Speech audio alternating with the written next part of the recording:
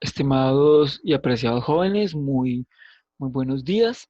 Eh, Hoy estamos grabando la segunda parte de lo que corresponde al marco metodológico. En el primer video hablamos de los aspectos primarios que componen el marco metodológico, el nivel de investigación, el diseño de la investigación y la población y muestra. Este video busca presentarles a ustedes lo que significa la técnica e instrumentos de recolección de datos, el procesamiento y análisis de esos datos y los aspectos administrativos que irán dentro de este marco metodológico. Cabe señalar que ustedes ya han avanzado frente a este proceso de la investigación. Lo que ahora necesitamos es ponerlo en nuestro documento. Recordemos que la próxima semana ustedes tendrán asesoría con sus tutores, con sus asesores, quienes estarán revisando los avances del marco metodológico junto con el marco teórico, marco conceptual, marco de referencia, como ya lo hemos dicho en múltiples oportunidades. Entonces, ¿a qué se refiere puntualmente esta segunda parte? Fundamentalmente, ustedes están elaborando un proyecto de investigación y ese proyecto ha generado información, ha generado unos datos. Hay que tener unas técnicas claras para recoger esos datos, esa información, y una de ellas es, por ejemplo, la revisión documental. Cuando ustedes leen documentos al respecto de algún tema en particular, ahí están recogiendo información, recogiendo datos. Esos datos, eh, en primera instancia, son datos teóricos, es lo que dice la teoría, pero tenemos que corroborarlos o contrastarlos con lo que nos dice la realidad.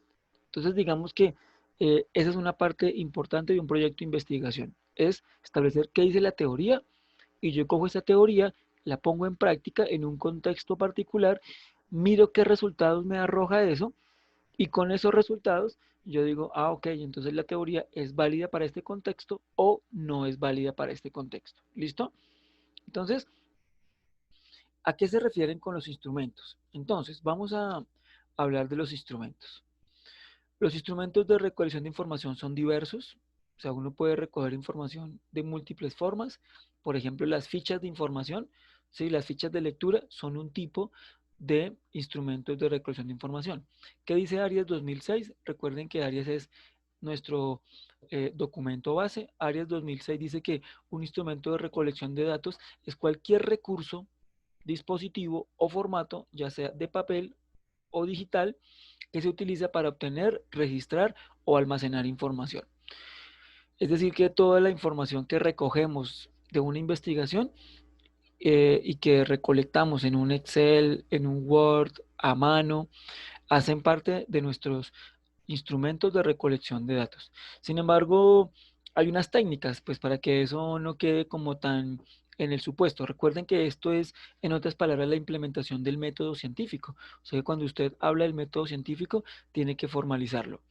Entonces, las técnicas de investigación pretenden los siguientes objetivos: que usted ordene las etapas de la investigación, o sea, que usted tenga como unas fases. Entonces, la fase uno, recogimos información. Fase 2, diseñamos los instrumentos. Fase 3, los implementamos, ¿cierto? También esas técnicas nos permiten aportar instrumentos diferentes a los que hemos venido utilizando para recoger diferente información o información que no tenemos. Importante, nos sirve para llevar un control de los datos. Por lo general, en una investigación tenemos datos ya sea cualitativos o cuantitativos. Entonces esos datos, para que no queden, digamos, difuminados en cualquier lugar, lo que hacemos es elaborar un instrumento que nos controle o que nos registre esos datos de manera que los podamos presentar y tener de una manera ordenada. Y obviamente orientar la obtención de conocimientos. ¿Qué significa eso?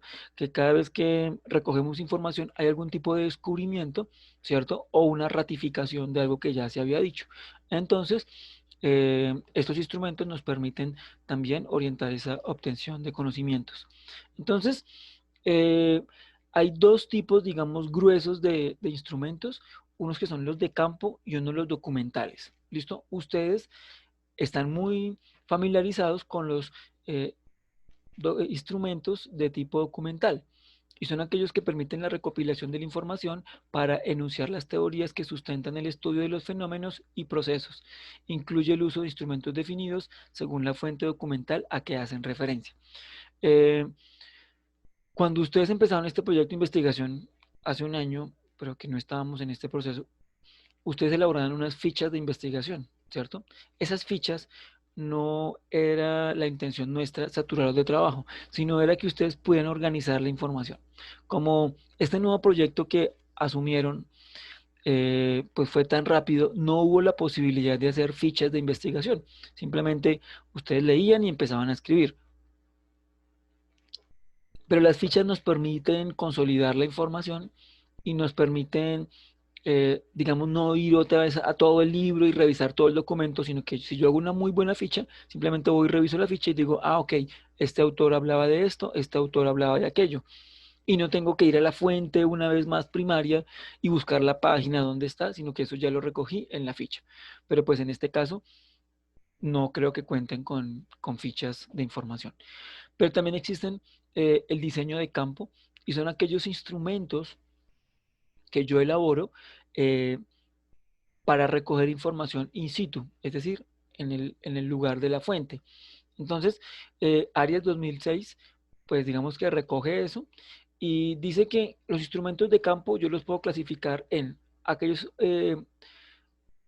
instrumentos que me permiten la observación, ¿cierto? Por medio de la técnica de la observación, o aquellos instrumentos que me permiten recoger información ya sea oral o escrita por medio de una encuesta, ¿cierto? Y aquellos que están basados en la entrevista, ¿cierto? Digamos que cada uno de ellos tiene sus particularidades. Entonces, ¿cómo sería un instrumento de observación? Entonces yo elaboro una ficha, ¿cierto? O un instrumento en el cual registro previamente lo que yo voy a observar. Voy a colocar un ejemplo puntual.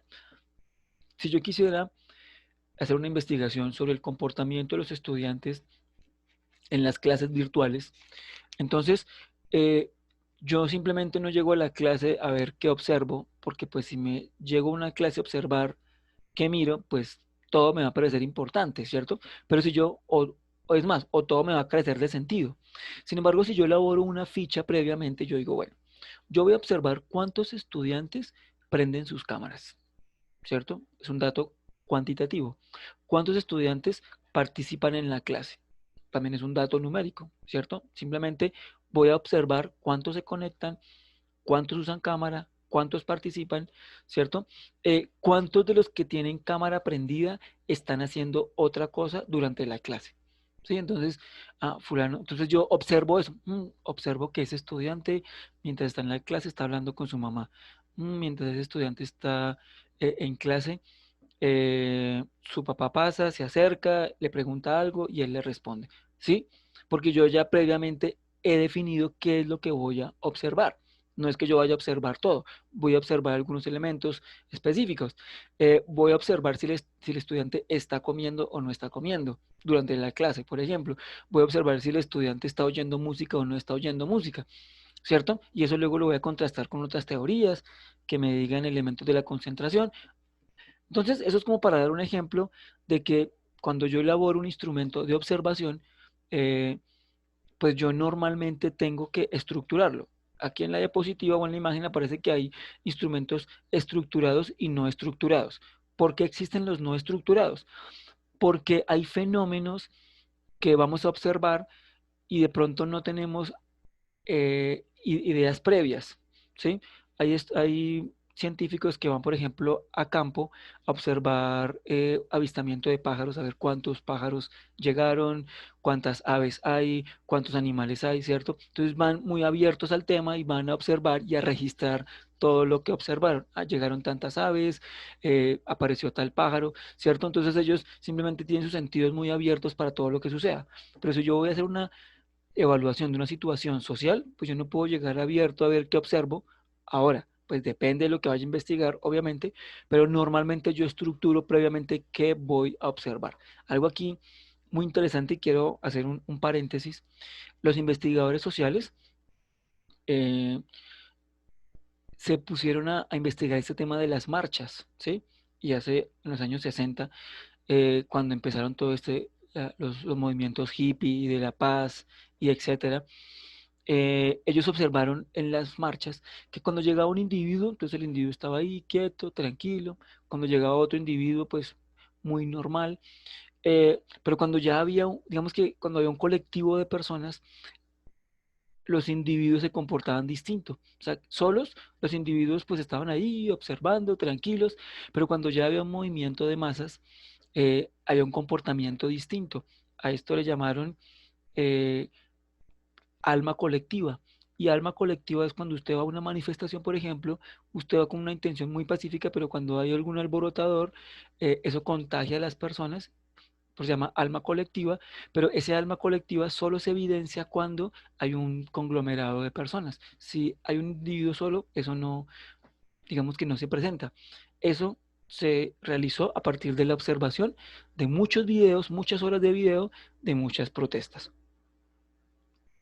Luego viene la encuesta, es muy común para ustedes, ustedes han hecho muchas encuestas, varios de ustedes o todos hicieron encuestas para su aplicación, entonces ahí ya tienen unos datos. Esos datos son fundamentales y luego hablaremos de cómo usaremos esos datos. Y también están las entrevistas, pero justamente por eso cambiamos los proyectos de investigación, porque sus proyectos de investigación previos, muchos de ellos iban a requerir entrevistas, pero en este tiempo de pandemia, pues acceder a las entrevistas, pues digamos, era un poco, o es un poco más difícil, porque no vamos a poder entrevistar a muchas de las personas que querramos, ¿sí? Algunos de ustedes podrán entrevistar personas, ¿sí? Pero muy seguramente no podrán entrevistar a los que quisieran entrevistar. Entonces, aquí la entrevista ya se nos complica. Simplemente quiero que sepan que hay tres tipos de entrevistas, acá nomás hay dos. Hay una que es la entrevista estructurada.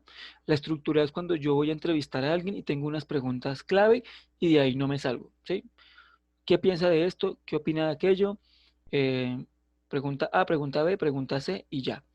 Terminé mi encuesta y chao. Esto suele pasar con los personajes políticos. Ellos piden previamente ver las preguntas, pues para prepararse y saber qué van a responder y que no les pregunten cosas para las cuales de pronto no están preparados. Aparece la no estructurada, es decir, aquella entrevista donde yo me siento con la persona y empiezo a dialogar, a hablar, y en medio de esa charla pues van surgiendo temas de conversación. Pues esto es dejarlo muy a la libertad y pues no es muy recomendado. Sin embargo, sucede que a veces la fuente es muy complicada de atender, ¿cierto? De recoger la información. Entonces, de pronto un diálogo más flexible donde uno habla de muchos temas y la persona se siente un poco más tranquila. Eso puede ser una entrevista no estructurada. La hacen los psicólogos. Todo el que vaya a estudiar psicología se sienta con su paciente y empiezan a dialogar, ¿cierto? No estructuradamente, porque muy seguramente la persona se va a cerrar frente a algunos temas, entonces va a tener el psicólogo que ser muy amplio para tocar diferentes aspectos y que la conversación pues no sea un monólogo. Pero falta una aquí que se llama la semiestructurada. ¿Cuál es la semiestructurada? Yo voy con un discurso previo, yo voy con unas preguntas, digamos 5 o 6 preguntas, pero si frente a una respuesta el entrevistador no es claro, yo le puedo hacer otra pregunta que no es en el libreto, ¿cierto? Y pues eso me permite recoger información. O si en la entrevista el entrevistador dio datos que yo no había contemplado previamente, entonces simplemente lo que yo hago es ampliar, profundizar y decir otras preguntas. O por el contrario, si yo vi que al hacerle una pregunta al entrevistador, se molestó, se ofuscó y yo sé que la siguiente pregunta va en la misma dirección, pues yo la omito y me voy a la otra. ¿Listo? Entonces son instrumentos de recolección de datos de campo que ahorita pues algunos tendrán que hacerlos simplemente por plataformas, pero ya miraremos qué información van a recoger. Y por otro lado, pues están las documentales, como les dije, que son las fichas que hacen parte de la técnica de análisis documental y están el instrumento de cuadro de registro o de clasificación de categorías. El próximo video, el que envíe, les voy a explicar qué es una matriz de categorías y dónde van a poner ustedes la información. Por ahora, pensemos en que ustedes tienen que recoger datos, algunos ya los tienen, pero es posible que tengan que recoger más datos. ¿Para qué me sirven los datos? Pues para ratificar o para desvirtuar lo que yo dije en mi hipótesis o para corroborar las teorías de las que hemos pues hablado. Em, ¿Qué vamos a hacer frente a este proyecto de investigación actual? Vamos a revisar dónde estamos, ¿cierto? Yo estaba en comunicación con el profesor de tecnología y vamos a ver la posibilidad de que la aplicación que usted elaboró la monte en un drive y 2 o 3 personas puedan descargar la aplicación a sus dispositivos móviles y la puedan utilizar, ¿sí? La utilicen durante unos días, eh, hagan, digamos, unos comentarios y ustedes puedan entrevistar a esas personas, bien sea entrevistarlos o bien sea encuestarlos. Entonces tendríamos para triangular información, que es un concepto que miraremos ahorita, cuando triangulemos la información, tendremos los referentes teóricos que ya leyeron, tendremos las encuestas de entrada, ¿cierto? Que hicieron para desarrollar la aplicación y una encuesta de salida o una entrevista, ¿cierto? O un cuestionario de salida para evaluar esa aplicación, si fue relevante o no lo fue. ¿Listo? Entonces, estamos aquí en las técnicas e instrumentos de recolección. Ya les he hablado de las técnicas, ¿cierto? Pues digamos que transversalmente junto con los instrumentos. Quiero aclarar que hay unas de observación directa, que es cuando yo estoy ahí con la persona, pero hay unas que son indirectas, ¿cierto? Cuando yo no puedo estar con la persona. Algo que quiero que se mentalicen es que ustedes pueden, con la información que van a recoger en estas semanas, porque tienen que recoger información de su aplicación, de la aplicabilidad de ella, eh, pueden utilizar muchas, digamos, preguntas. No se queden con la pregunta sí y no. Pueden usar escalas de actitud tipo Likert o sí, Likert o Likert. ¿Cómo son esas? Las que usted dice de 1 a 5 evalúe esto, ¿cierto? Entonces le da a la persona un espectro grande. No se queda en el uno, en el sí y el no, sino lo puede evaluar en una escala. Eh, Hay algo interesante, quiero también dar aquí un dato, y es que es posible manipular la información. Ojo con eso. Cuando a uno le preguntan sí o no, entonces usted dice, ah, pues, o sea, me obligan a mí a quedarme en el sí y el no, ¿cierto? ¿Usted es uribista? Sí. ¿Usted es petrista? No, o sí, ¿cierto? O sea, es decir, lo obligan a uno a decir, yo me ubico en un sí y en un no, en un polo, digamos, en un polo y ya. Pero cuando quieren manipular la información o cuando uno quiere sacar más información, pone un lugar neutral, ¿cierto? O sea, no crea que lo que pasa en la política, por ejemplo, con aquellos candidatos que son de centro o que parecen ser de centro, independientemente si son de izquierda, derecha o lo que sea, lo que hacen es generar una distensión. Entonces, si a usted le dicen, ¿usted es uribista o es petrista? Usted va a quedar como que, ay, yo no me siento tan petrista, pero ni tan uribista. Entonces lo hacen ir por el medio, por ejemplo. Entonces, cuando usted le preguntan sí o no, lo obligan a pensar en 2 posibilidades. Pero si le colocan una tercera, evalúe de 1 a 3 esta situación. Usted dice, no, yo no creo que sea nada, ni creo que sea mucho. Creo que es más bien medio, ¿cierto? Pero esa postura media hace que entonces los datos a veces se recogen de una manera inadecuada, ¿sí? Porque entonces muchos se van por el medio simplemente por no generar controversia. Entonces yo, en vez de decir sí o no, si me ponen blanco y negro, en vez de pensar y me ponen un gris, pues me voy por el gris. ¿Cómo se manipula eso? Se manipula poniendo 4 elementos. Usted le ponen blanco, le ponen negro, le ponen más blanco y le ponen más negro. Si a usted le ponen 4, a usted le queda un poco más fácil definirse y decir, no, yo no soy ni negro ni blanco, yo creo que soy más bien más negro que blanco. Pero lo que están haciendo es haciéndole decidir a usted por esa postura. O sea, usted inconscientemente está decidiendo y eso le permite a la persona. Si uno quiere ser muy neutral, realmente neutral, uno pone 5 opciones. ¿Sí ve? Aquí está el blanco, aquí está el negro, aquí está el gris y aquí están las otras opciones intermedias. Y con una gama mucho más amplia, entonces quien recoge la información dice, ah, ok, la persona fue honesta o no fue honesta. Entonces, digamos que eso se busca hacer así. No vamos a hacer nosotros preguntas que corroboren la información porque las personas a veces nos dicen algo por quedar bien, ¿cierto? Pero no son honestas. Entonces en las encuestas aplican preguntas de control. Entonces hacen unas preguntas y luego hacen la misma pregunta pero en otro sentido para que uno pueda corroborar eso. Eso no lo vamos a hacer, tranquilos, pero el que vaya a ser psicólogo, médico, sociólogo, investigador, pues lo va a aprender. Pueden hacer entrevistas, listo, ya les dije qué tipo de entrevista, estructurada, semiestructurada y no estructurada. Aquí están los instrumentos de investigación.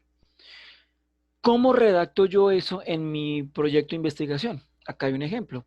Las técnicas principales para la realización de la presente investigación son o es la de recolección de información mediante el cuestionario y las estadísticas que se emplean para el muestreo, el procesamiento de datos y la presentación de los resultados.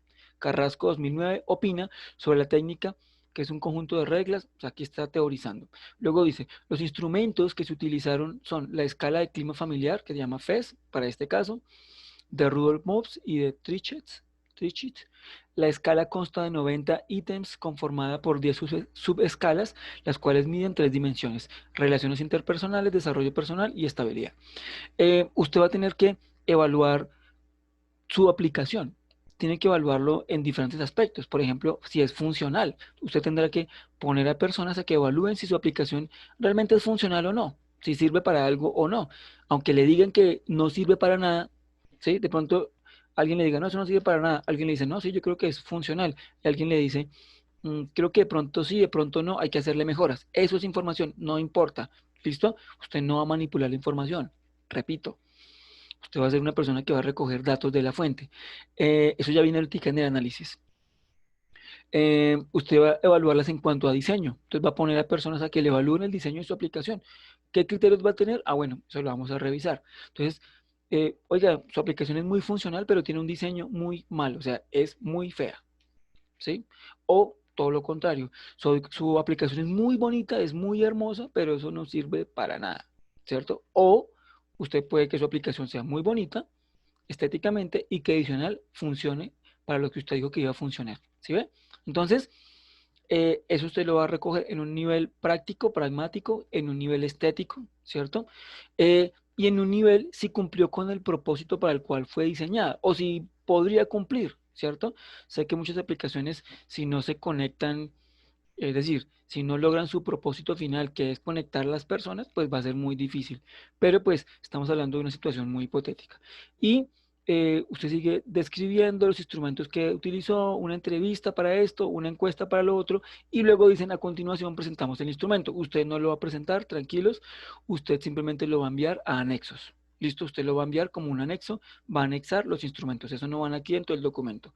Lo que pasa es que aquí sí presentan la encuesta que prometieron de los 90 y algo de ítems, 90 de ítems. Aquí está otra encuesta, que es otro instrumento, ¿sí ven? Aquí están las escalas y las subescalas. Usted no lo va a presentar acá. Listo, usted lo va a enviar para el otro lado. Listo, ya recogimos los datos, ya elaboré la encuesta, la entrevista, la observación. Bueno, no creo que observación, pero si usted ve que lo puede hacer, si usted puede coger la aplicación, dársela a 3 integrantes de su familia y observar cómo se comportan con esa aplicación, también lo puede hacer. ¿Listo? Es válido. ¿Sí? Usted puede coger la aplicación, se la descarga a su papá, a su mamá, a su hermano y observa si la aplicación cumple el propósito que usted había pensado. Muy bien, luego viene la técnica y sus instrumentos. Bueno, digamos que esto es un poco más hilar delgado, ¿cierto? Digamos que el tipo de entrevista, los instrumentos, usted lo puede, digamos, revisar, las encuestas, los cuestionarios, pero quiero pasar a la técnica de procesamiento y análisis de datos. Esto es algo complejo. Yo hoy no los voy a, digamos que colmar con esto, porque tendremos que elaborar una matriz de categorías, ¿listo? Por ahora no lo voy a hacer en este video, solo quiero presentar de manera general que cuando usted recoge esos datos, tiene que organizarlos en una matriz, ¿sí? En un Excel, si quiere ser un poco más claro, y va a organizar frente a las diferentes categorías y subcategorías que dice el autor o las teorías que recogió usted en sus instrumentos y eso pues lo vamos a triangular, ¿cierto? Entonces, triangular implica 3 instrumentos. Ya le dije el primero que es todo lo que usted leyó, los instrumentos de entrada que aplicó y los instrumentos de salida. Entonces, vamos a triangular la información, ¿cierto? De pronto algunos elementos no fueron pensados en el marco teórico, no fueron pensados en la encuesta de entrada, no importa. Vamos a triangularlos y después vamos a ver un ejemplo puntual de cómo se hace una matriz de análisis. Pero después de que usted recoja los datos, ojo con esto, usted los va a preparar, los va a organizar, para eso es la matriz, ¿cierto? Entonces usted los va a codificar, a organizar en un Excel frente a las diversas categorías y subcategorías. Eso es un proceso que vamos a hacer, eh, pues digamos que muy juiciosos cuando termine la sesión con sus tutores. Quiero que ellos puedan revisar las partes del marco teórico, del marco de referentes y pues esta parte inicial del marco metodológico. Entonces, esas preguntas vamos a codificarlas, tendrán unos códigos. Esa teoría tendrá unos códigos, lo pondremos en un Excel, ¿cierto? Aquí, por ejemplo, presentan una encuesta con sus códigos, muy desacuerdo, en desacuerdo, indiferente, de acuerdo, muy de acuerdo, no responde. ¿Sí? Aquí están, digamos, los códigos y después de que tengamos eso, pues vamos a poder organizarlo para finalmente analizarlo. ¿Listo? Ahora, también es posible hacer preguntas abiertas y eso lo podemos codificar. Por ejemplo, cuando entrevistamos a personas y les pedimos palabras frente a eso, podemos hacer una nube de palabras. ¿Qué es una nube de palabras? Es poner eso en unas aplicaciones. Hay unas aplicaciones digitales que le permiten a usted pegar las palabras que recogió y eso, esa aplicación lo que hace es poner más grande o más pequeña la palabra dependiendo de la cantidad de veces que la palabra apareció. ¿Sí? El sistema cuenta las palabras y eh, pues digamos que se las presenta. Bueno, hoy no les voy a presentar una nube de palabras porque no los quiero desgastar con eso, pero sí es importante pensar en que esa información hay que codificarla, hay que organizarla para que luego sea procesada, ¿cierto? Y finalmente sea analizada. Entonces, creo que aquí es fundamental irme aquí a esta parte práctica. Entonces usted empieza a desarrollar su escrito, ¿cierto? Y empieza a decir que para el análisis de los datos se emplearán las técnicas estadísticas. Bueno, acá obviamente es una investigación compleja, pero usted no va a aplicar ninguna técnica estadística, ¿cierto? Inclusive aquí es una investigación tan compleja que usan una escala alfa de Cronbach que digamos que permite ver si eso es confiable o no es confiable, ¿sí? Este alfa de Cronbach es una una ecuación que permite colocar los datos, al final bota un número y si es menor que uno, entonces es confiable los datos que usted recogió. Si es mayor que uno, eso no es confiable, ¿sí? Pero pues, repito, eso es un tema mucho más formal. Ustedes simplemente van a decir en este apartado que ustedes recogieron datos, que usaron, esto sí lo pueden decir, que usaron medidas de tendencia central, como la media, ¿cierto? Aritmética, la moda, la desviación estándar, ustedes esto lo han visto, entonces ustedes lo pueden decir aquí. Por eso en este periodo el profesor de matemáticas va a estar muy atento a lo que ustedes hagan. Ustedes pueden decir que hicieron uso de la estadística descriptiva, que es básicamente describir el fenómeno, utilizar frecuencias, porcentajes, el nivel de clima familiar. Usted no tiene que evaluar el nivel de clima familiar, pero usted sí evaluó el nivel en diferentes aspectos de lo que la gente le dijo al principio en la encuesta. ¿Listo?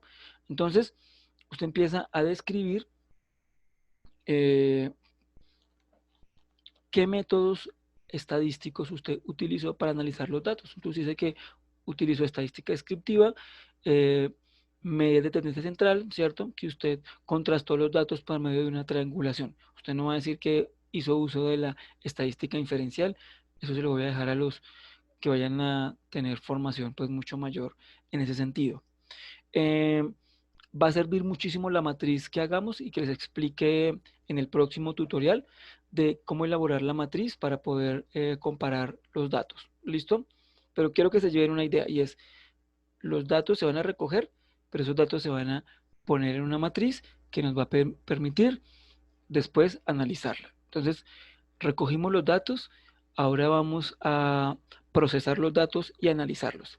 Finalmente, hay un apartado que se llama aspectos administrativos. Es un, aquí de hecho, esto que está aquí es una nube de palabras. Es decir, que hicieron una encuesta asociada con la palabra recursos humanos y le dijeron a la gente, para usted, ¿qué son recursos humanos? Entonces la gente dijo, planificación, selección, trabajo, empresa, estudio, y entre más se repetía la palabra, es aquí más grande, y entre menos se repetía la palabra, es más pequeña. Esto es una nube de palabras y ustedes lo pueden hacer. Este último subcapítulo o sí, un subtítulo del apartado del marco metodológico, eh, lo que busca es que usted escriba qué recursos utilizó para la investigación. ¿Sí?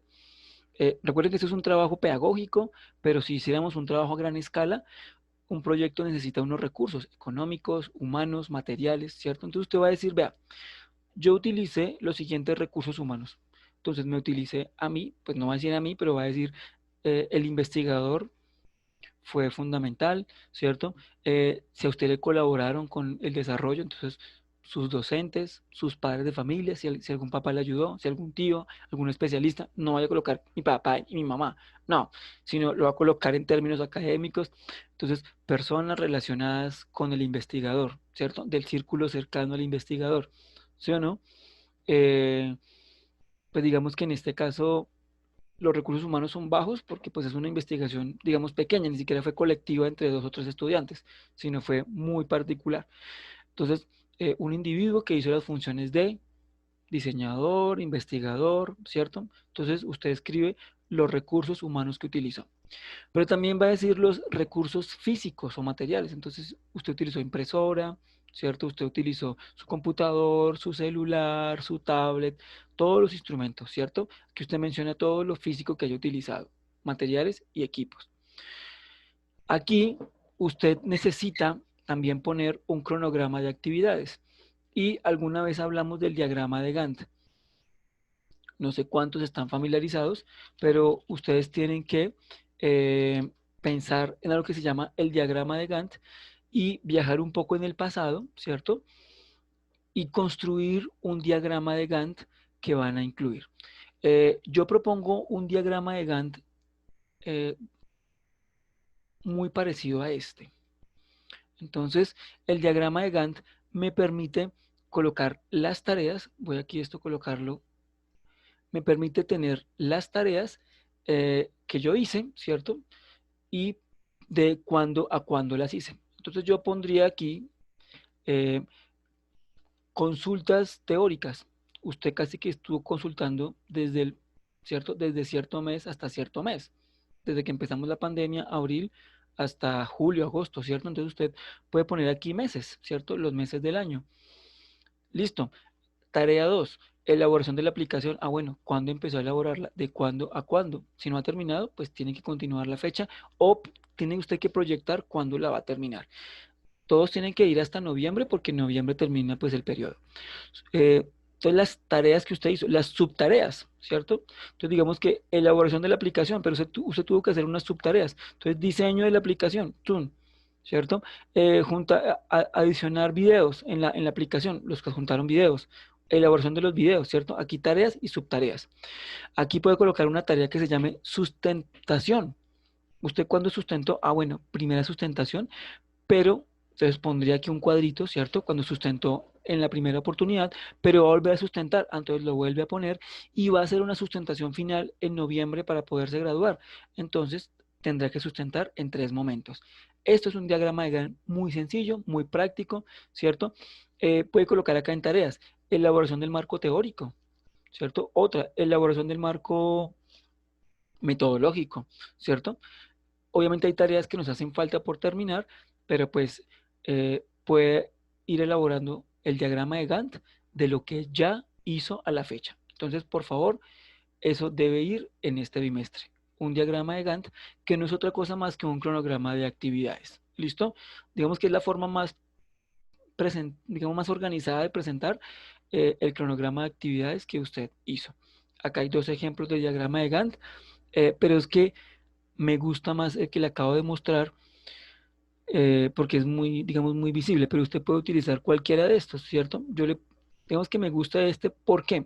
Porque presenta cuándo empieza y cuándo termina la actividad, ¿sí? En los ejemplos que le tengo acá, pues digamos pone las X, pero tocaría colocar X en varios meses, ¿sí? O aquí varios colores. Pero pues digamos que también es una forma. Aquí, por ejemplo, hay uno específico de lo que yo le estoy diciendo. Marco conceptual, cuándo elaboró el marco teórico, cuándo es el marco metodológico, ¿cierto? Cuándo es el marco operativo, pues aquí no aplica. Cuándo elaboró las conclusiones, ¿sí? Pero yo le estoy ampliando de que usted diga cuándo desarrolló la aplicación, cuándo sustentó, ¿cierto? Aquí, por ejemplo, ponen entrega del informe final. Acá hablan revisión borrador de informe. Digamos que las actividades que usted ha tenido que hacer para esta investigación las puede poner aquí. ¿Cuántas actividades? Eh, yo pensaría que unas 10 actividades como mínimo, máximo 15. Pongo mínimo 10 para aquellos que a veces son muy relajados frente al trabajo. Y máximo 15 por aquellos que se extralimitan y que a veces se sobreactúan. ¿Sí? No quiero que hagan simplemente aquí 4 actividades, unas X y ya. No, de eso no se trata. ¿Listo? Entonces, tenemos recursos humanos, recursos físicos, cronograma de actividades dentro de este apartado o subapartado que tiene que ver con los aspectos administrativos. Y eso sería lo que debe ir en el documento para este periodo. ¿Listo? Entonces estamos en la semana 5. Sin embargo, este tema de los instrumentos nos demanda trabajo. Por lo tanto, en el próximo video presentaré una matriz para consolidar los datos y unos ejemplos específicos de cómo presentar esa información para luego su posterior análisis. Muchísimas gracias y que tengan un feliz día.